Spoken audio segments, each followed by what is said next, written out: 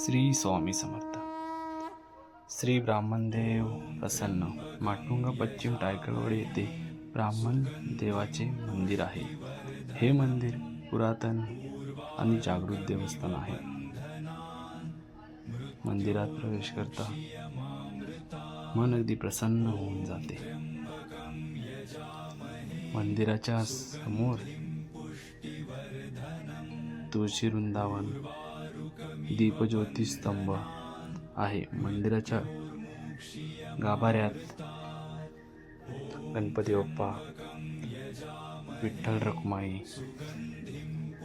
आणि श्री गुरुदेव दत्त ची मूर्ती,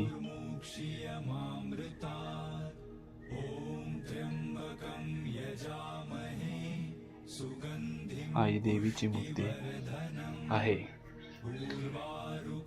मंदिरात दर सोमवारी आणि श्रावण महिन्यात भक्तांची दर्शन घेण्यास गर्दी असते. तसेच महाशिवरात्री, पूजा व विविध कार्यक्रम होतात. मंदिरात प्रत्येक भक्तास खूप अनुभव पण येतात. मंदिरात आल्यावर प्रसन्न वाटते. मंदिराच्या परिसरामध्ये मारुतीचं मंदिर देखील आहे. या मंदिरामध्ये दर शनिवारी भक्तांची अतोनाट गर्दी असते. तसेच मंदिराच्या बाजूला बेलाचे झाड, वडाचे झाड आणि पिंपळाचे झाड सुद्धा देखील आहे.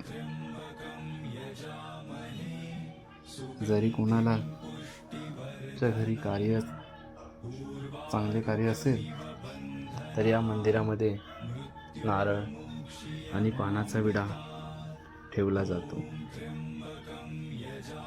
अशी या मंदिराची माहिती आहे. ओम श्री स्वामी समर्थ. धन्यवाद.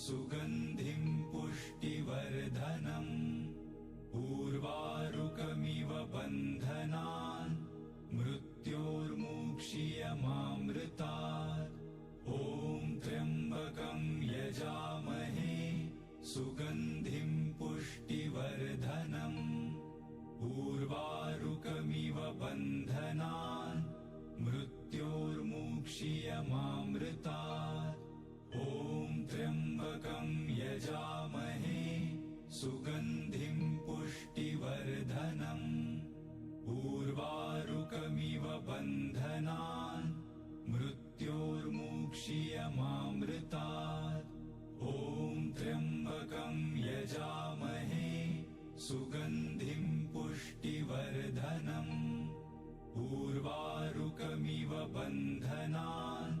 मृत्योर्मुक्षीयमामृतात् ॐ त्र्यम्बकं यजामहे सुगन्धिं पुष्टिवर्धनम् उर्वारुकमिव बन्धनान् मृत्योर्मुक्षीयमामृतात् ॐ त्र्यम्बकं यजामहे सुगन्धिं पुष्टिवर्धनम् उर्वारुकमिव बन्धनान् मृत्योर्मुक्षीयमामृतात् ॐ त्र्यम्बकं यजामहे सुगन्धिं पुष्टिवर्धनम् उर्वारुकमिव बन्धनान् मृत्योर्मुक्षीयमामृतात् ॐ त्र्यम्बकं यजामहे सुगन्धिं